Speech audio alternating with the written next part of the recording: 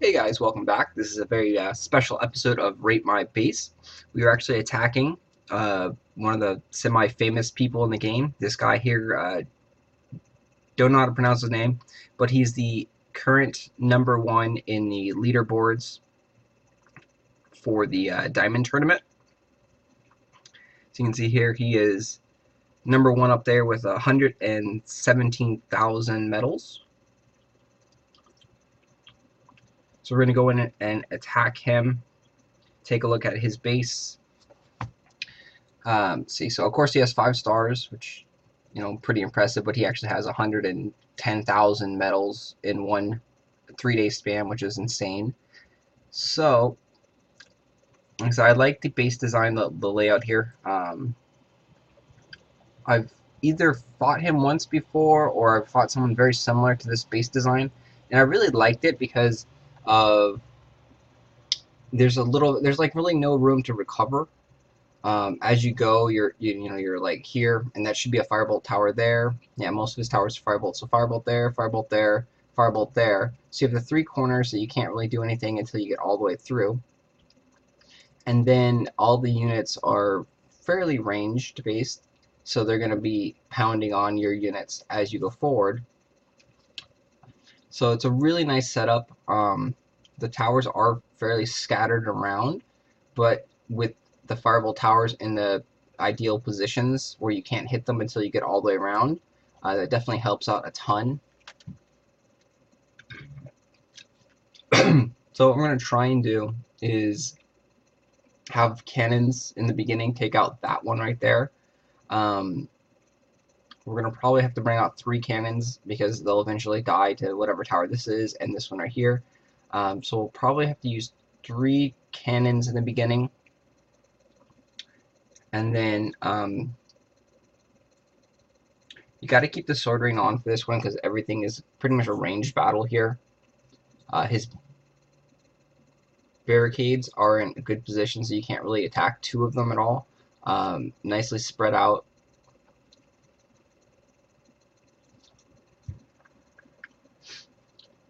So we need the sword ring for sure. We definitely need cannons to take care of the firebolt towers. And then just for for series purposes, we don't use scrolls in the series here. It's all just trying to attack without using any of these scrolls, without using any gems. So if they do kill us, we're not going to resurrect, even though we probably have a good chance of going forward. But that's just how the series works. We go through the base without using any scrolls whatsoever, trying to use the best strategy possible that we have available. So my sword ring is level, I believe 7, so it should be able to take out most of his ranged troops in one hit, which would be a very big bonus. The only thing we shouldn't be able to take out would be the mortars, which those are almost impossible to take out in one hit. Those are extremely powerful for that reason alone, just that they don't die in one sword ring. So then the Blade Storm is level 2, I believe. Yeah, going on level 3 in 6 hours. And then the Sonic Boom is level 2 as well. So we definitely need cannon. And then debating on what else we need, probably go with paladins, since they have a lot more life.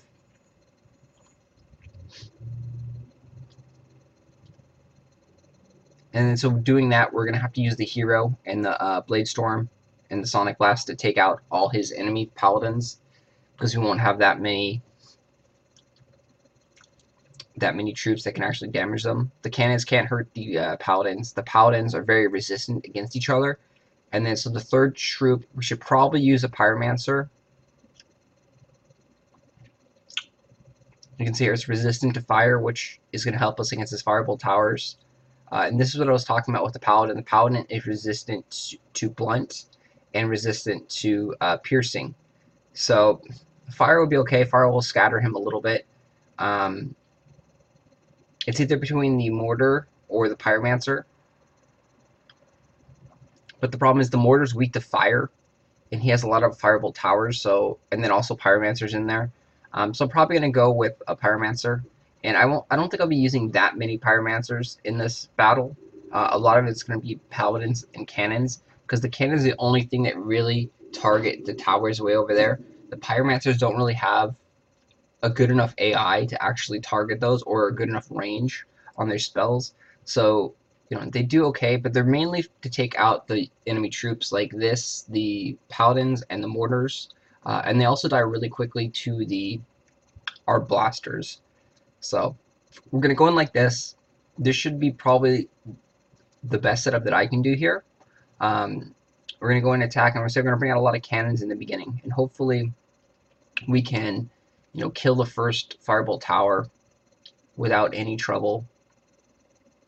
He does have a barrier right there, so we're gonna have to go.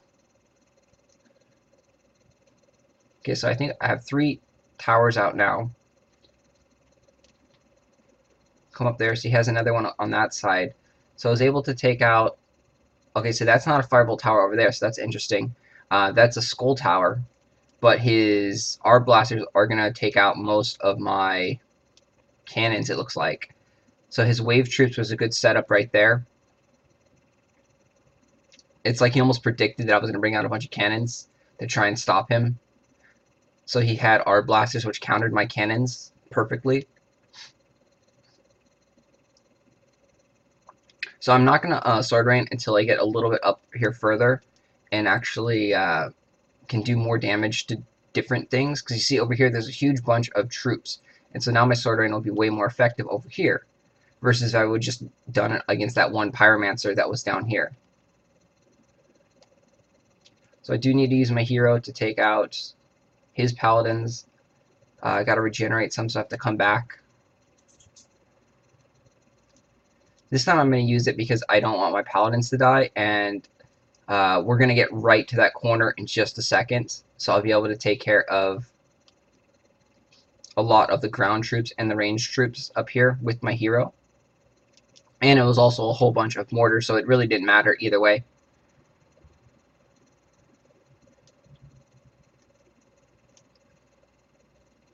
Take it up there.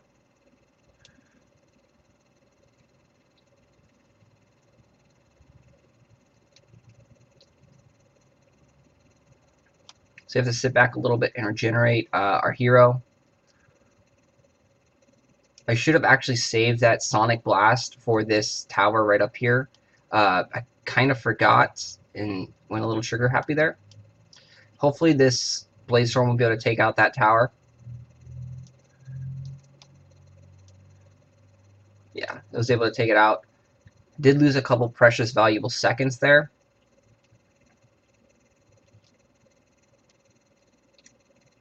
So my next Sonic Blast will be right here. And I'm going to wait just a second to get these guys a little bit closer so I can take care of them. Hopefully I don't die. I think I would be okay, but we're going to end up probably right around the castle gate. Yeah, we didn't get there. We're right at the gate. All in all, a pretty successful raid there. There are a couple things that we could have done a little bit different. If I would have used my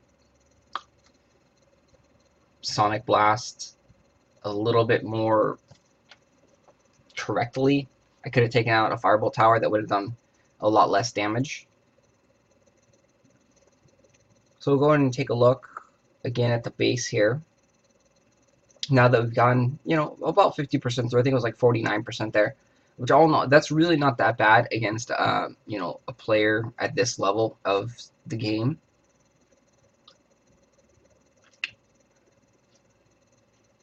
See, what interests me is that there's a skull tower here. I'm not sure why, but that, I don't know. I probably would move that and put a Firebolt Tower there. You had a Firebolt Tower there and there. I'd probably move that Firebolt Tower to there, because that would take out the cannons as soon as possible.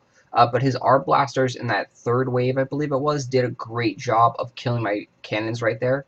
So like I said, it was like a perfect counter, but I don't know. That may be something to try out, to think about, is to swap. I love Firebolt Towers in the corners right there where you can't hit them. This one in the corner here, it had a barricade protecting it, but at the stage of the game, the barriers aren't really that strong unless they're like level 11 or level 12, like almost maxed. So one spell pretty much takes down the barriers. So having the Firebolt Towers behind the roads to me, feels like a way better strategy. But that's up in the air. I mean, because the Skull Tower did do a decent purpose. It held all the cannons right here, and then all of the R blasters shot them down.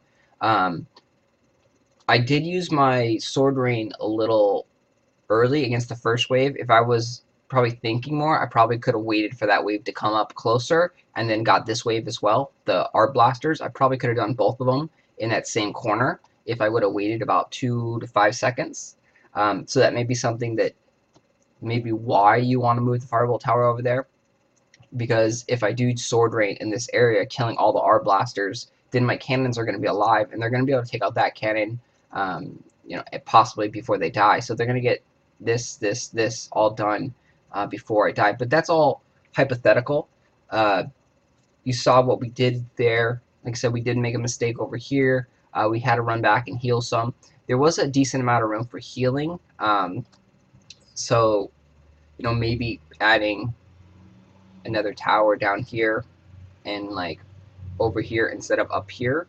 But those things, it's just, personal preference. I like having more towers to destroy the hero. Like he attacked my base several times, and we tried to tweak it here and there. And then when we unscattered the towers, he was able to push through more my base without having to regenerate and without taking as much damage. And I don't know, I think people are more prone to resurrecting than scrolling. So especially if you kill someone, and the resurrection cost at this stage is like 11 or 12 gems, which is higher than the scrolls, and then it doubles too.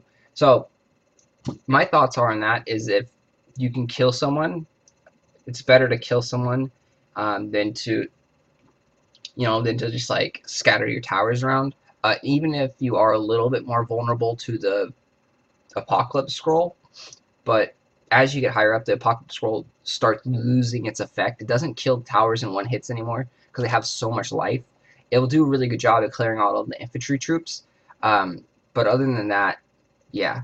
So they start losing their effect, and you will see a lot of people that will attack you. Here we go on my list here, that will use a lot of scrolls and a lot of resurrections.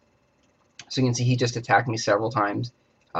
He used one resurrection there, and all the other times he's never like resurrected or used any scroll. Because here's another person who,